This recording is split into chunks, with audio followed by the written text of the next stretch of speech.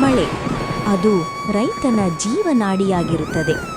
ಮಳೆ ಬಂದರೆ ರೈತನಿಗೆ ಬೆಳೆಯಾಗುವುದು, ಅವನ ಜೀವನ ನಡೆಯುವುದು. ಬೆಳೆ ಬಂದರೆ ಆ ಊರಿನವರು ಸಂತೋಷವಾಗಿರುವುದು. ಇಡೀ ರೈತರೇ ಮಳೆಯ ಮೇಲೆ ಅವಲಂಬಿತರಾಗಿರುತ್ತಾರೆ.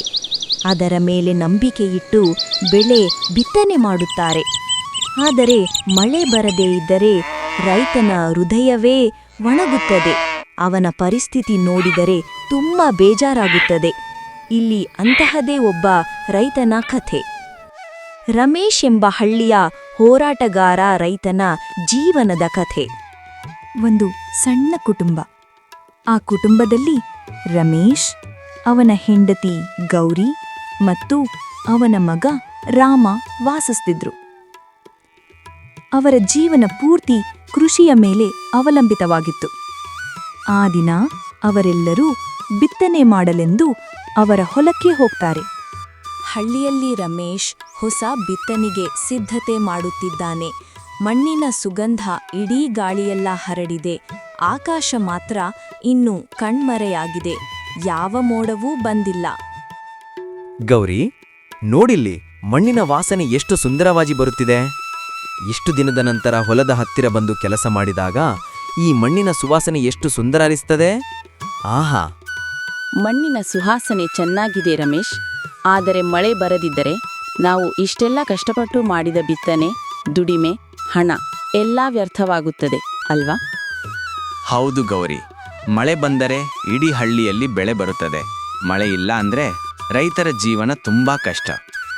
ಹೀಗೆ ಇವರು ಮಾತಾಡುವಾಗ ಪಕ್ಕದ ಹೊಲದ ದಾರಿಯಲ್ಲಿ ರಮೇಶ್ನ ಗೆಳೆಯ ಮುನಿಯ ರಮೇಶ್ನನ್ನು ಮಾತನಾಡಿಸುತ್ತಾನೆ. ಓ ರಮೇಶ್, ಹೇಗಿದೆ ಹೊಲದಲ್ಲಿ ಕೆಲಸ? ನಿನ್ನ ಹೊಲದ ಕೆಲಸ ಆಯ್ತಾ ಅಥವಾ ಇನ್ನೂ ಬಾಕಿ ಇದೆಯಾ?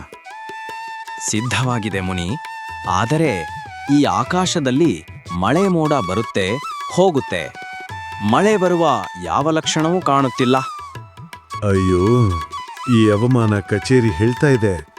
ಮಳೆ ಬರೋದು ತಡವಾಗುತ್ತಂತೆ. ನಾನು ಇವಾಗ ತಾನೇ ನೋಡಿದೆ. ಹೀಗೆ ಆದ್ರೆ ನಮ್ಮ ರೈತರ ಜೀವನ ಹೇಗೋ? ಮಳೆ ಇಲ್ಲದಿದ್ರೂ ನಾವು ಬಿತ್ತನೆ ಮಾಡಲೇಬೇಕು. ಏಕೆಂದ್ರೆ ಬೆಳೆ ಬೆಳೆಯೋದೇ ರೈತರ ಜೀವನ. ಇದರ ಮೇಲೆ ರೈತರ ಜೀವನ ನಿಂತಿದೆ. ಯಾವ ಯಾವ ಸಮಯದಲ್ಲಿ ಬಿತ್ತನೆ ಮಾಡಬೇಕು ಅದೇ ಸಮಯದಲ್ಲಿ ಬಿತ್ತನೆ ಮಾಡಬೇಕು.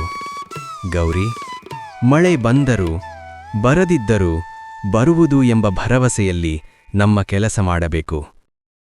ನಾವು ನಮ್ಮ ಸಣ್ಣ ಪ್ರಯತ್ನ ಮಾಡೋಣ. ದೇವರು ಕರುಣಿಸಿದರೆ ನಮ್ಮ ಪ್ರಯತ್ನಕ್ಕೆ ಫಲ ಸಿಗುತ್ತದೆ. ಇಲ್ಲದಿದ್ದರೂ ದೇವರೇ ನಮಗೆ ಮುಂದೆ ದಾರಿ ತೋರಿಸುತ್ತಾನೆ. ನಾವು ಚಿಂತಿಸುವುದು ಬೇಡ. ಹೌದು ಮುನಿ, ನಾನು ಹಾಗೆ ಅಂದುಕೊಂಡಿದ್ದೇನೆ. ನಮ್ಮ ಕೆಲಸ ನಾವು ಮಾಡೋಣ, ಫಲ ದೇವರಿಗೆ ಬಿಟ್ಟಿದ್ದು. ರಮೇಶ್, ನೀನು ಹೀಗೆ ಧೈರ್ಯದಿಂದ ಕೆಲಸ ಮಾಡೋದು ನನಗೆ ತುಂಬಾ ಹೆಮ್ಮೆಯಾಗ್ತದೆ. ಧೈರ್ಯವಿಲ್ಲದಿದ್ದರೆ ರೈತನ ಬದುಕಿಗೆ ಅರ್ಥವಿಲ್ಲ ಗೌರಿ. ಅದು ನಿಜ ಗೆಳೆಯ. ನಾವು ರೈತರು ಅಂದ್ರೆ ಹೋರಾಟಗಾರರು. ಯಾವುದಕ್ಕೂ ಹೆದರಬಾರದು. ಬಿತ್ತನೆ ಮಾಡೋಣ. ಅದಕ್ಕಿಂತ ಮುಂಚೆ ನೀನು ಕಾಫಿ ಕುಡ್ಕೊಂಡು ಹೋಗು ರಮೇಶ್. ತಂಪಾಗಿರುವ ವಾತಾವರಣದಲ್ಲಿ ಶಕ್ತಿ ಸಿಕ್ಕಂತೆ ಕಾಫಿ ಕುಡಿದ್ರೆ. ನನಗೂ ಒಂದು ಕಪ್ ಕಾಫಿ ಬೇಕು ಗೌರಿ. ಕೆಲಸದ ಮಧ್ಯೆ ಕಾಫಿ ಸಿಗೋದು ಇನ್ನಷ್ಟು ಎನರ್ಜಿ ಸಿಕ್ಕಂತೆ. ಬನ್ನಿ ಅಣ್ಣ, ನಿಮ್ಗೆ ಇಲ್ಲ ಅಂತೀನಾ? ಕುಡಿದ್ಕೊಂಡು ಹೋಗಿ.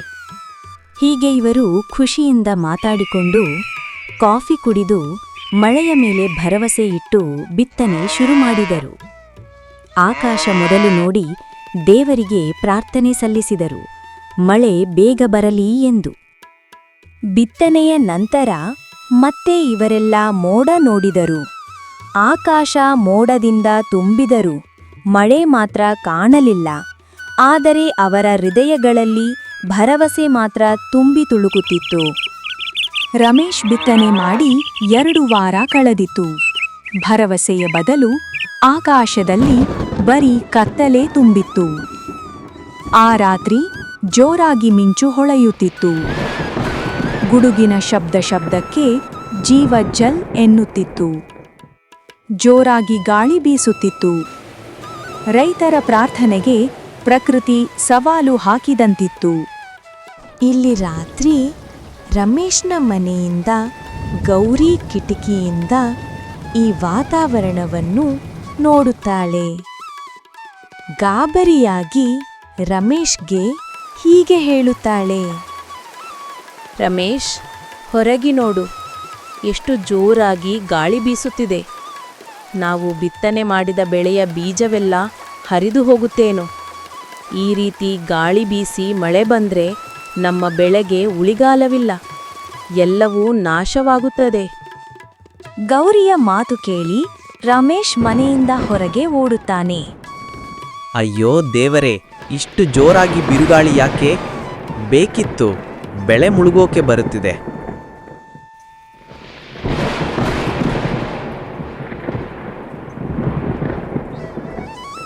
ರಮೇಶ್ನ ಗೆಳೆಯನಾದ ಮುನಿ ಅದೇ ಮಳೆಯಲ್ಲಿ ರಮೇಶ್ನ ಬಳಿ ಓಡಿ ಬರುತ್ತಾನೆ.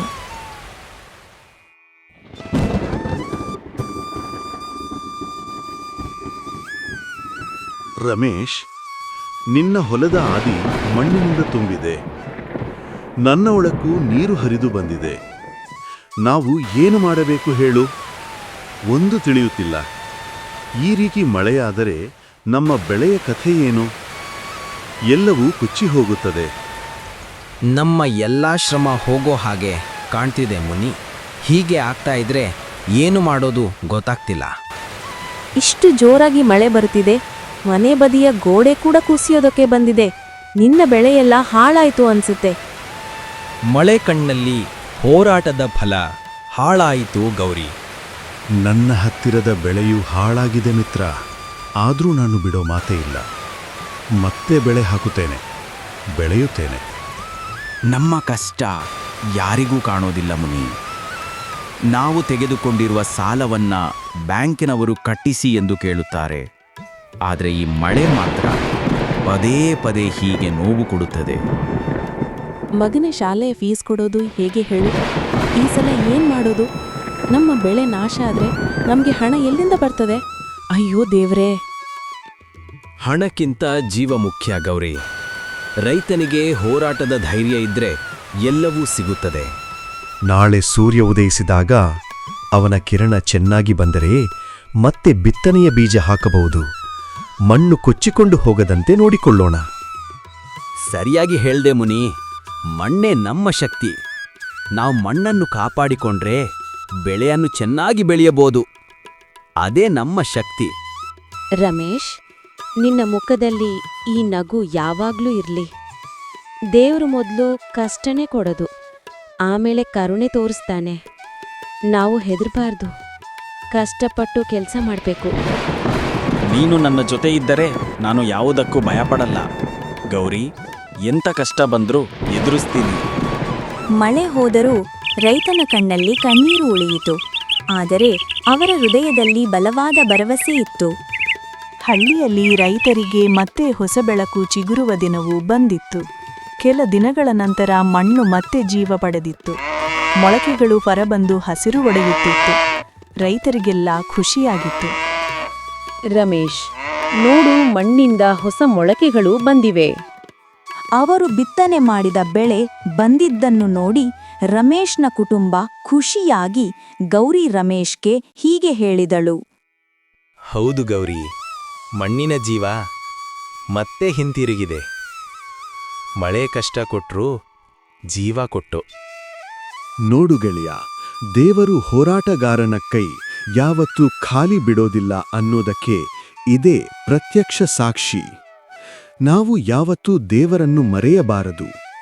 ಅವನ ಮೇಲೆ ನಂಬಿಕೆ ಇಡಬೇಕು ಮತ್ತು ಈ ಪ್ರಕೃತಿಯ ಮೇಲೇನೂ ನಂಬಿಕೆ ಇಡಬೇಕು. ನಮ್ಮ ಬೆವರು ವ್ಯರ್ಥ ಆಗಿಲ್ಲ ಮುನಿ. ರೈತರ ಬೆವರು ಯಾವತ್ತೂ ವ್ಯರ್ಥ ಆಗುತ್ತೆ ಅಂದ್ರೆ ಅವರ ಬೆಳೆ ನಾಶವಾದಾಗ. ಆದರೆ ಹಸಿರು ರೂಪದಲ್ಲಿ ಮರಳಿ ಬಂದಾಗ ರೈತರ ಬೆವರಿಗೆ ಅರ್ಥ ಸಿಗುತ್ತದೆ. ನಿನ್ನ ಶ್ರಮಕ್ಕೆ ಮಣ್ಣು ಕೃತಜ್ಞತೆ ತೋರಿಸಿದ ರಮೇಶ್. ಹಳ್ಳಿಯ ಎಲ್ಲ ರೈತರು ಹೀಗೆ ಒಟ್ಟಿಗೆ ಇದ್ದರೆ ಯಾವ ಕಷ್ಟ ಬಂದರೂ ಜಗ್ಗುವುದಿಲ್ಲ. ಸರಿ ಬಾ ಮುನಿ, ಅಣೆಕಟ್ಟು ಹಾಕೋಣ, ನೀರು ಕಟ್ಟಿ ಬೆಳೆನ ಕಾಪಾಡೋಣ. ಹೌದು, ನೀವು ಹೋಗಿ ಅಣೆಕಟ್ಟು ಹಾಕಿ ಹೊಲದಲ್ಲಿ ಏನು ಕೆಲಸ ಇದೆ ಅದು ಮುಗಿಸಿಕೊಂಡು ಬನ್ನಿ. ನಾನು ಅಷ್ಟರಲ್ಲಿ ನಿಮಗೆ ಊಟ ತಯಾರಿಸುತ್ತೇನೆ. ನಮಗೆ ಈವಾಗ ಹೊಸ ಜೀವನ ಶುರುವಾಗುತ್ತಿದೆ. ಅದನ್ನು ಸಂಭ್ರಮಿಸೋಣ. ಇದು ನಮಗೆ ಪಾಠವಾಗುತ್ತದೆ. ಸುಖ ಬಂದರೆ ಹಿಗ್ಗಬಾರದು, ಮೆರೆಯಬಾರದು. ಹಾಗೆ ಕಷ್ಟ ಬಂದಾಗ ಹೆದರಬಾರದು, ನಿಂತು ಹೋರಾಡಬೇಕು. ನಾವು ಹೋರಾಡ್ತಾ ಇರುವವರೆಗೂ ರೈತನ ಕಣ್ಣು ಒಣಗೋದಿಲ್ಲ, ಭೂಮಿಯ ಬೆಳೆ ಹಾಳಾಗುವುದಿಲ್ಲ. ರಮೇಶ್, ನಾವು ಮಗನಿಗೂ ಹೇಳಿಕೊಡೋಣ, ಕಲಿಸಿಕೊಡೋಣ. ಹೊಲದ ದುಡಿಮೆ ಯಾವ ರೀತಿ ಇರುತ್ತದೆ, ತಂದೆಯ ಕಷ್ಟ ಯಾವ ರೀತಿ ಇರುತ್ತದೆ ಎಂದು ಈಗಲೇ ಅವನು ಕಲಿತುಕೊಳ್ಳಲಿ. ಮಳೆಗಳಲ್ಲಿ ರೈತನ ಕಷ್ಟ ದೊಡ್ಡದು, ಆದರೆ ಅದಕ್ಕಿಂತ ದೊಡ್ಡದು ಅವನ ಧೈರ್ಯ. ರೈತರಿಗೆ ಧೈರ್ಯವೇ ಮುಖ್ಯ, ಏಕೆಂದರೆ ಒಂದು ಬಾರಿ ಮಳೆ ಬರುತ್ತದೆ, ಮತ್ತೊಂದು ಬಾರಿ ಮಳೆ ಬರುವುದಿಲ್ಲ. ಒಂದು ಬಾರಿ ಬೆಳೆ ಚೆನ್ನಾಗಿ ಆಗುತ್ತದೆ, ಮತ್ತೊಂದು ಬಾರಿ ಬೆಳೆ ಚೆನ್ನಾಗಿ ಆಗುವುದಿಲ್ಲ. ಎಲ್ಲದಕ್ಕೂ ಅವರು ಭರವಸೆ ಇಟ್ಟುಕೊಂಡು ಜೀವನ ನಡೆಸುತ್ತಾರೆ. ಎಷ್ಟು ಕಷ್ಟ ಇದ್ದರೂ ಸರಿ. ಅದಕ್ಕೆ ಹೇಳೋದು, ರೈತನ ಹೃದಯವೇ ಭೂಮಿಯ ಜೀವ, ಭೂಮಿಯ ಜೀವವೇ ರೈತನ ಕೆಲಸ. ರೈತನೇ ನಮ್ಮ ಅನ್ನದ ದೇವರು, ಅವನ ಬೆವರೇ ನಮ್ಮ ಬದುಕಿನ ಬಣ್ಣ.